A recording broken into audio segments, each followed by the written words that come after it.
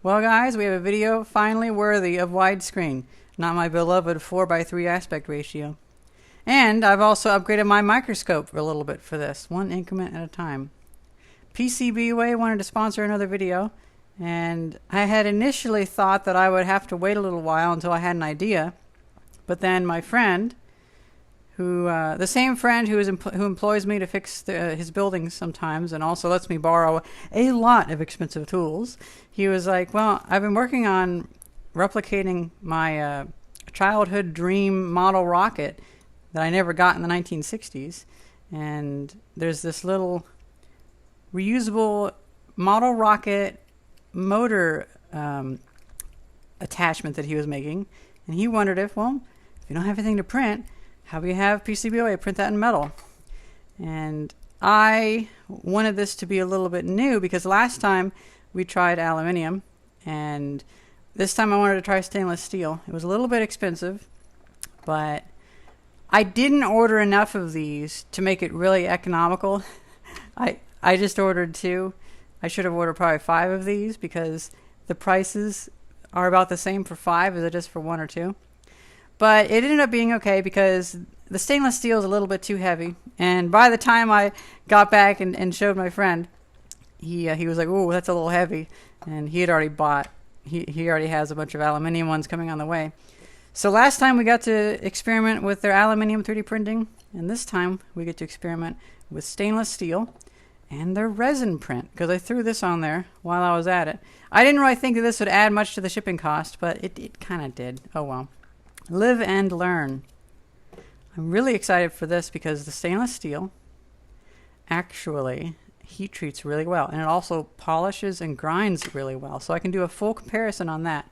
Then also this is a test of the threads, and last but not least, I upgraded my microscope mount just a little bit. Every single time I do one of these material analysis videos, I always seem to upgrade my microscope just a little bit. When I got these 2 sets, I noticed that this has like a bit of a deformation on it. So I didn't want to touch that. I wanted to see how do these prints look whenever they have like a layer settled or something. I grabbed this one, and I did get shots of them before I messed with them. Like here's a shot of this before I did any of my material experiments on it.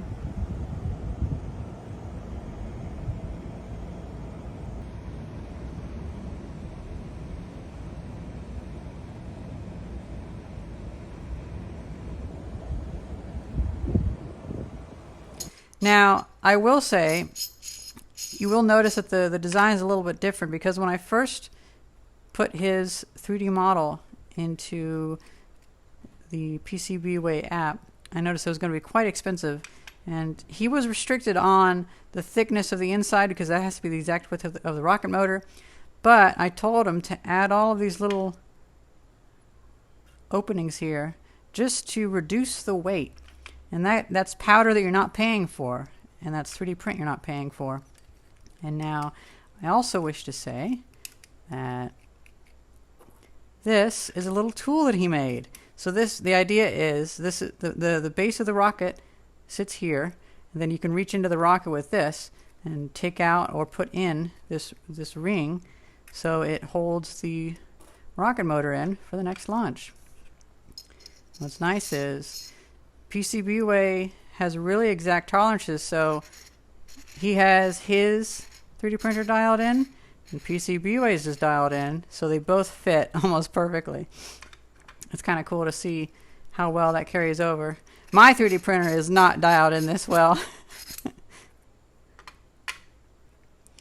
Right, so then what I did was I took my belt sander with a 400 grit belt, very fine, and I started sanding the top, sanding the bottom.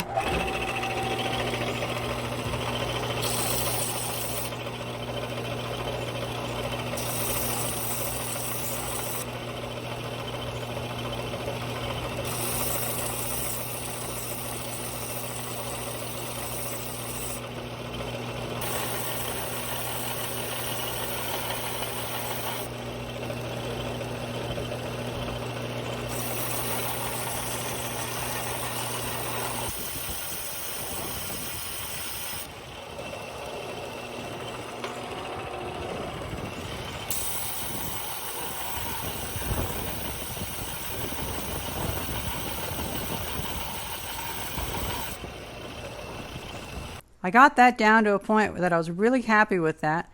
I also did this part as well. And then I sanded the sides of it because I wanted to have one half section. You can see there where it's different. So I made one half sanded.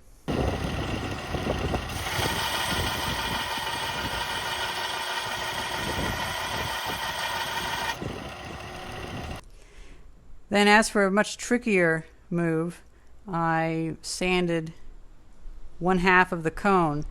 That was quite a effort, but I've done a lot of sanding, so I was able to do that in an artisanal way.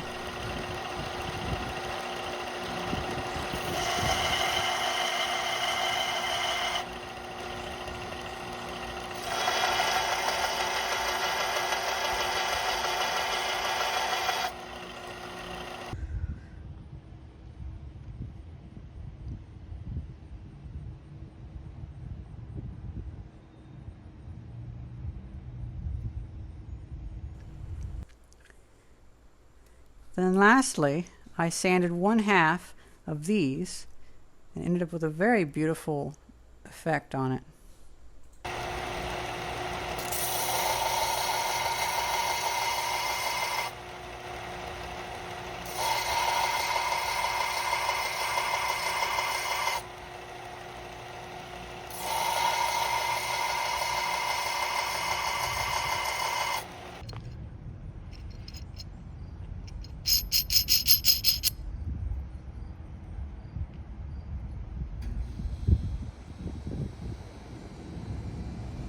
So here's the default.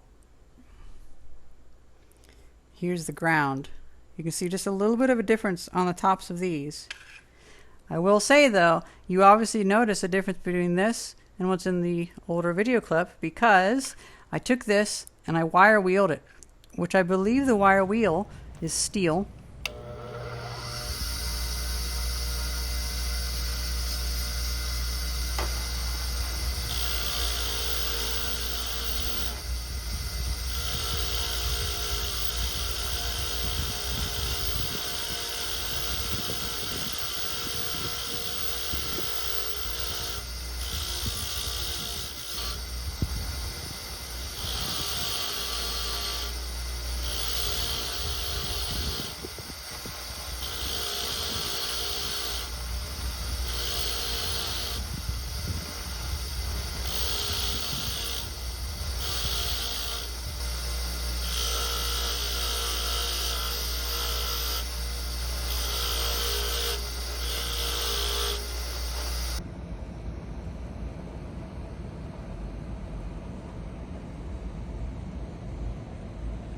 That gave it such a beautiful brushed look.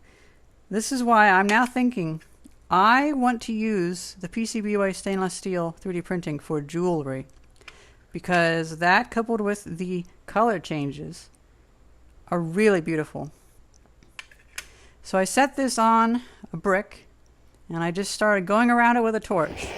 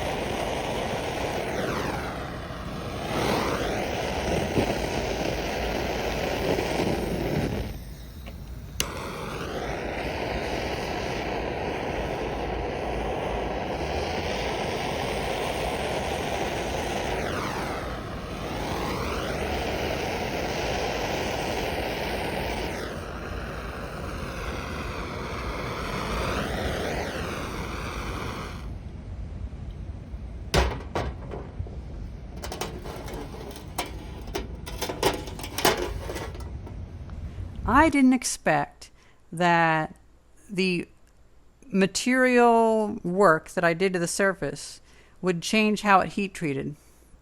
Okay, so we have this ring. Let's see. So I started grinding here, so it's ground from here to here. So this half is ground.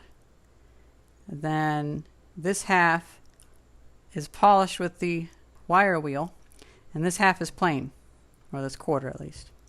So we have a bit of an overlap. We have ground, but also wire wheeled, only ground, only wire wheeled, nothing at all. Now if only I had like a one-time magnification lens on my microscope, because this is a little bit too zoomed in. All right, we're at the microscope now, and here is the original surface. Sadly, I don't have a wider angle lens. This is a biology microscope after all. So we'll have to do with this super close up. This is the very top of the untouched piece. Now I'm actually going to turn it on its side. I'm going to see, I want to see that one section that has like the deformations in the print. So it looks like it's just maybe like the layer got a bit unsettled along the perimeter. I'm sure if this was a deal breaker, they'd make you a new one and all that. Yeah, it's like something shifted in the model. Actually, I'm just gonna take my camera off the thing real quick. So that's what I was looking at. All those little voids. It looks like maybe the print shifted or there was some wet powder or something on there. That's interesting. It's kind of different in that section.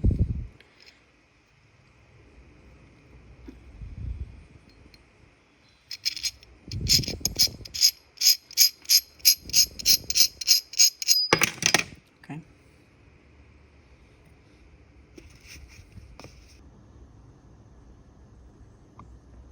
And there's the top of that section.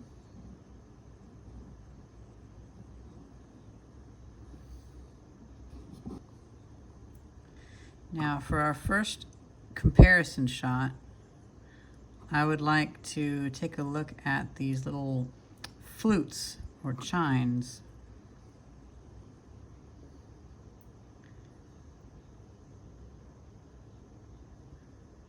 So that's the print quality along there.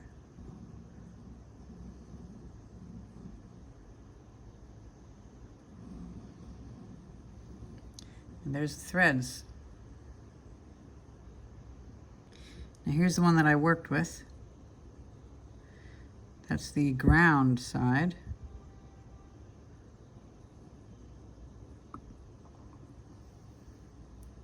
It's one of the ground flutes.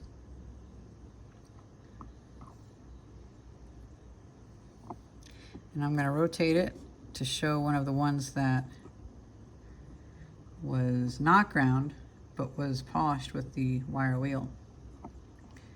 So this was polished with the wire wheel. It was definitely cleaned up, but it wasn't ground flat, so it's still a little bit rippled. Seems like it does have a hard time with overhangs like that. So you can pay some extra attention towards the threads.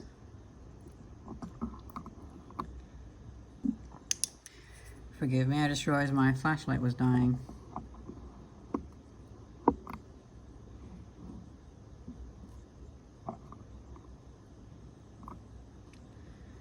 I still have yet to add an actual light to this microscope, but I shall. All right, so now we're looking at the top of the retainer cap. And as you can see, quite an interesting effect has happened to the stainless steel.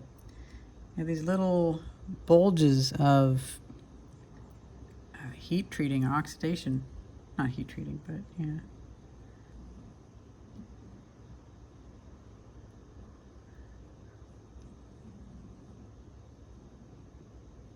Here's in the non-brushed side.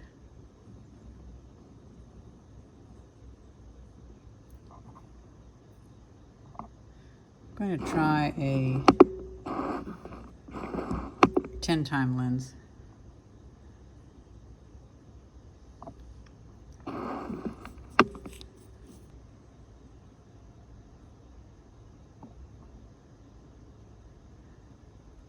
I think I'd like to replace my 40-time lens with a narrower angle lens because it's just too much for this.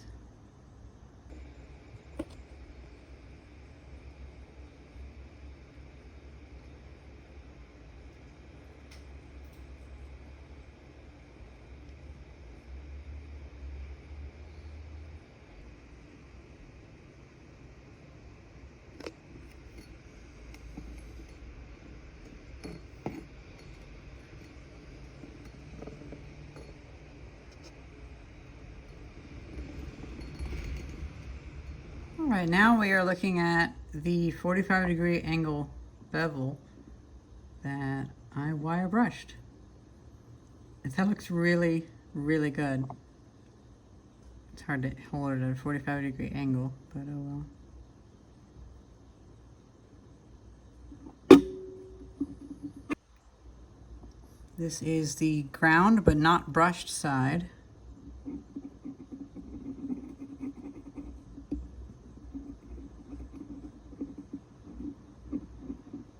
That's one of the index pegs for the tool.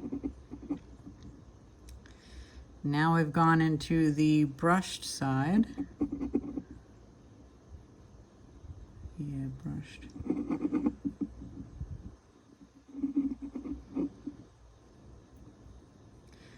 I believe that was sanded and then brushed. Now this is just brushed. And then we have no effect at all, just the original surface.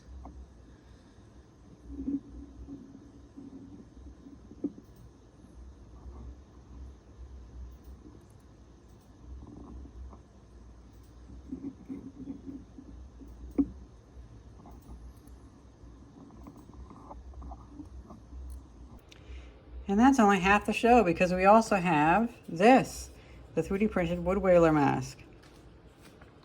Now this is of the same design. Hey Theis, do you have a wood whaler mask you can put on in the game? Yeah. See if you have one. Oh no, I don't think I do. I made a wood version of it. I've 3D printed these before. I do. Just try on the Hallowed Chestnut mask of casting. Yeah, so it's basically that mask. Can you zoom in more? Yeah. So that's the mask that I printed. And it almost looks like they've used like a sanding method on it. There are layer lines, very, very faint. But then it looks like they did a once over with sandpaper, as you can see here.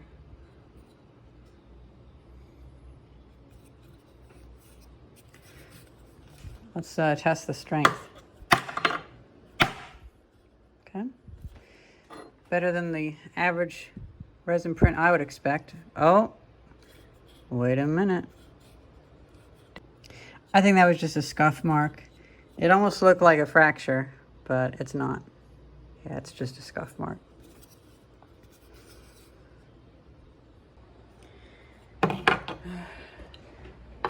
I did have more things planned for this. I was even thinking we would test the rocket engine, but my friend's really busy, and I've been having a lot of headaches and stuff because of the weather, so even though I don't have cloth in this, it does fit really well. And so yeah, I like this a lot. This resin print is really good. I'm really curious about getting more things printed in the resin, but I'm also especially interested in getting things 3D printed in the stainless steel, particularly jewelry. I think that'd be pretty cool. Well, that's pretty much it. You guys know how much I love materials. Heck, I even did a whole video of just observing and analyzing the oxidation on this piece of aluminum, which I found fascinating. I love materials. Like, oh yeah, somebody was upset in a previous video that I got this. They were like, you are never going to use that piston for anything. You're just a hoarder. I mean, can you agree this looks cool though? Whenever visitors come in to see me in Theis's apartment, they just think this is like the cutest thing ever. And we've been thinking about getting a second display cabinet because we have books from the 1700s in here and stuff. Like, this kind of stuff is so cool to touch. By the way, the newest thing here is this, believe it or not. This is made in like 2019. It's actually a new item. Actually, wait, no, these are the newest items here. But this, you wouldn't expect that. This is like 1970s, 1920s, 1980s. But 2019, 2018? What? I hope you guys enjoy this quick little video. And thank you very much, PCBway, for this amazing little look. It's funny, PCBway, you know, I don't have that many people watching regularly. So probably the person they're advertising to is me. Because I'm probably going to drop like $300 on a product eventually. Because it would be nice to be able to make a lot of little tiny things, especially decorative things for woodworks or whatever. Because, you know, in Final Fantasy XIV, there's a lot of items I want to make, such as fishing rods and things that they all have these little metal, I guess you'd call it filigree on it. And being able to 3D print that would be so nice. This would be perfect for it. And if I make things in batches, I'm sure people will get them because a lot of people play Final Fantasy and a lot of people really want fantasy kind of stuff. Heck, even like Earth fantasy stuff that is from Earth but rare, looks amazing, doesn't it? Like, I would consider this Earth fantasy because this is the beautiful things that have already existed. And I want to make some things that maybe have like an Art Nouveau style that aren't as common. Well, that's pretty much it. I hope you guys enjoyed this video, and thank you very much for watching. See ya.